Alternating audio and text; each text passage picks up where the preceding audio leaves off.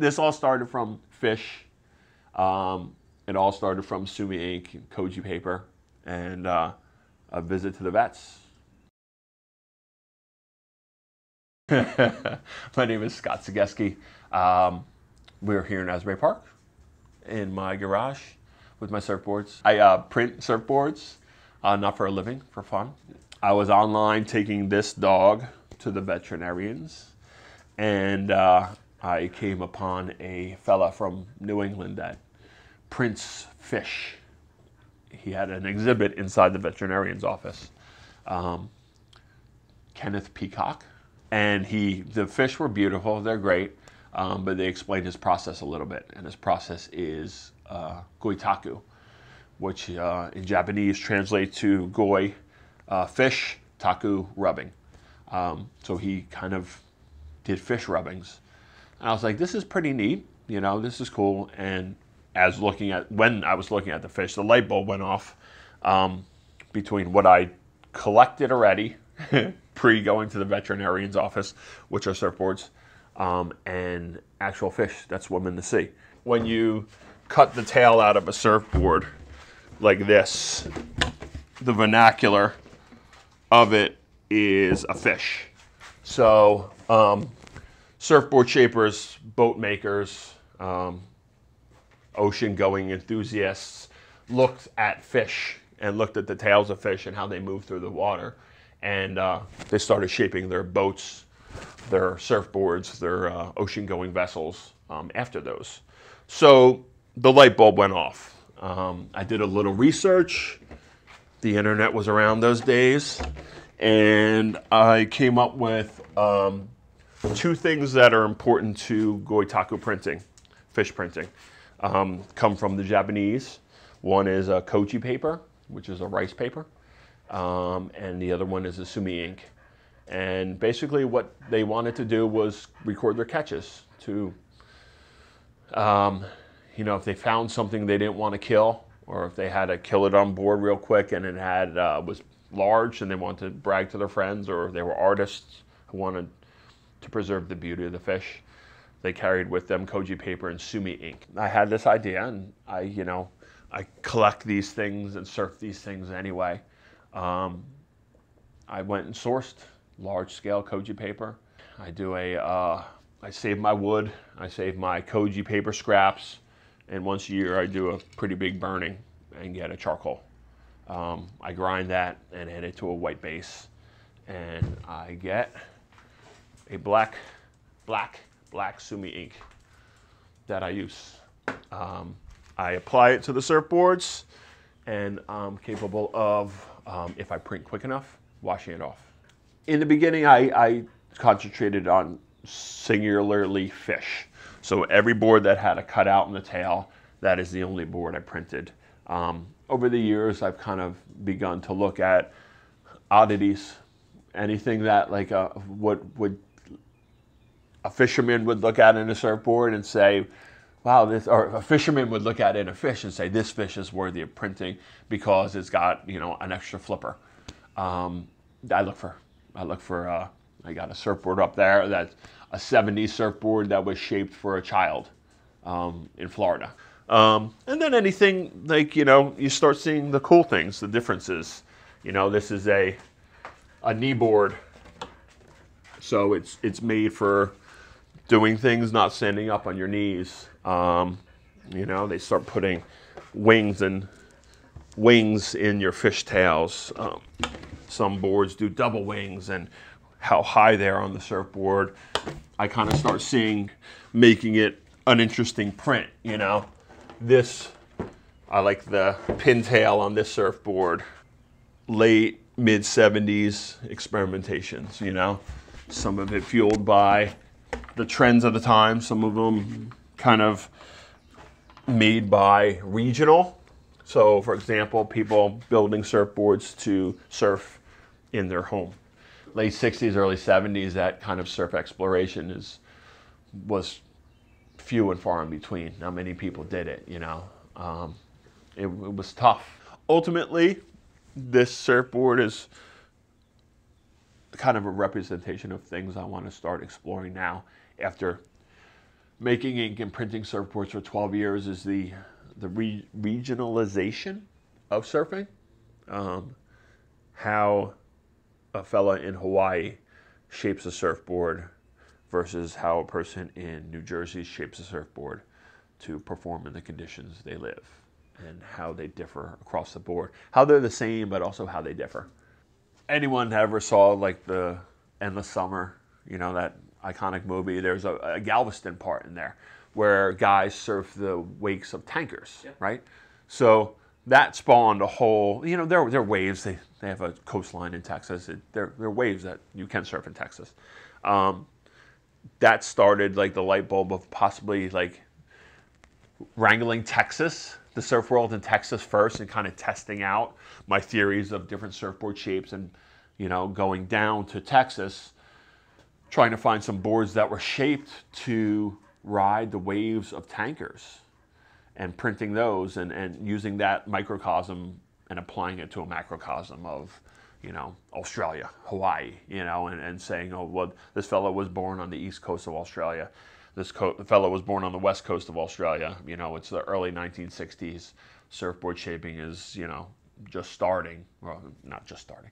It's kind of gaining popularity. These guys are mass producing surfboards. Styrofoam and fiberglass are available. What do the boards look like? Traditional Goitaku, this is an addition to what I said, you know, Sumi ink and Koji paper. There are some examples, early examples of red being used. You know, charcoal was pretty easy to come by in those days, and things that made red dye and pigment were probably pretty rare and harder to come by. But there are examples of red, so I don't always just print black. I do incorporate some red. Sometimes I incorporate it in my stamps. I got a red ink pad too. And then sometimes I actually put it in the subject. My brother spent some time in Okinawa, Japan, studying Japanese, and he came back with this for me. It is Szegeski in Japanese. That is my last name in Japanese in Nihongo. The other thing is a Buddha I bought for my wife. I was in New Hope, Pennsylvania one day, and I saw this nice Buddha. And I was like, oh, she would like it. So I bought it for her. Sat on our shelf. And one day I was looking at it, and I turned it over. I was like, oh, that looks like a stamp. So I got some ink, and I pressed this thing to paper, and I came up with this, which is my last name in Japanese, and then this weird Buddha stamp. But I like the way it looked, and I like Buddha, and my wife likes Buddha, so can't hurt to have a little Buddha on everything. But these two appear on almost everything I do, to kind of put my name on it without, you know, doing the Picasso thing on it. I'm in constant fear of losing this, and I am in constant fear of dropping this. So I have a nice case for it. 15 years of doing it, you're like, it becomes you. You will only see 6 prints of this surfboard from me ever, unless I choose to do a specific surfboard more. I call those open editions. Very rarely do I do that. I've been commissioned to do 1 or 2 open editions that I have done. 99.9% of things I do, I will do 6 or less prints of. Take a person who's building a house near Lavalette where the surfboard was shaped, printing it, turning it into art, and having the ability to have the surfboard in the house without having to have the surfboard in the house. I try and get this work out virtually. I mean, that seems to be, you know, how else can I show a person in Australia the prints I did in Australia when I'm in New Jersey? You know, the internet is wonderful for things like that. I built myself a website a couple years ago, and I'm able to share it via social media posts like Instagram, Facebook. Mostly when I do collections, I set this kind of weird limit on myself. So say I really like this surfboard, right? Which I do, but I really like the way it came out. To keep it special and to not beat it to death. I set a 6 print limit on any surfboard that I print. Anyone that wants to borrow it, once I'm done printing it, can borrow it. You know, unfortunately, there's surfboards that I love the way they look. I love the way the prints came out, but they don't work with me surfing, so I sell them. The special things I keep for myself. They're really special things, especially if they work well. These want to be surfed.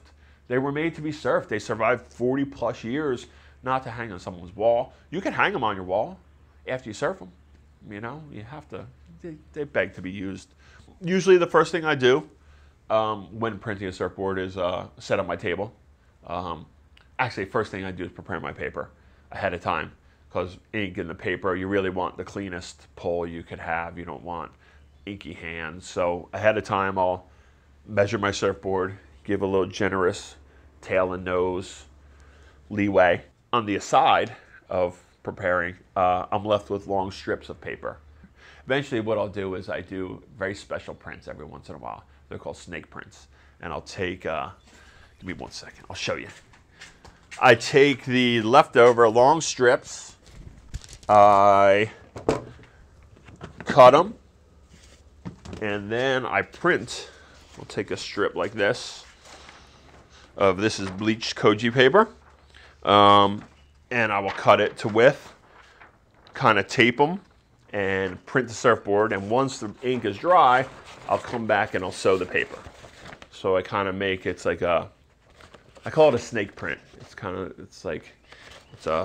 probably like 12 strips of these, maybe more, depending on the length of the surfboard. And it's neat because it adds another dimension to the print. So I take my scraps. For example, this piece of paper is not wide enough for a surfboard, nor is this piece or that piece. This is just one example. And that's kind of what the sewing looks like. It's I tape the back, I print it, and again, once it's dry, I run it through a machine, sometimes very poorly, as you can see right there. Sometimes very neatly, as you can see right there. But you this worked really well for knives, especially with the red thread. I'll use this to this, and then when they're too small to use anymore, I burn them. That's what I start my wood burns with. So it's kind of like an all-around, like I have, you know, that nut can over there is full of just balls of koji paper that eventually will kindle. This is cedar and oak. I've been experimenting with different colors, different woods, on how to get deep black or light black if need be. It has to sit a while in the white base to get really dark. I clean the surfboard, I prepare my paper, I lay it on my table. I make these wood things that kind of make it non-slip. Surfboards are built with a rocker, which is a curve to it. You want to try and eliminate that curve. I print the bottom always. That's where the bulk of the work, the bulk of the seagoing work goes into a surfboard. The fin placement, the rails, the tail, those all affect how the board moves through the water. The top really affects how your body affects the surfboard thickness. The more you start taking out of surfboards, the quicker it turns, and you move from like a Cadillac to a Porsche. The more you start taking off, like that's a Porsche, you know, that's a Cadillac, you know. So I clean it off. I start looking for interesting things. Like, for example, I'll take this board, and stickers work really well on boards. So this sticker, I don't know when it was put on this board. This tail is super interesting. These dings, which are dents in the surfboard, made by various amount of things, dropping, pressure, time. They're all interesting to me. That's what I like to see. I like to see imperfections. I'd start by kind of giving the board a scan and seeing areas I want to highlight. And usually the first print is the cannon fodder.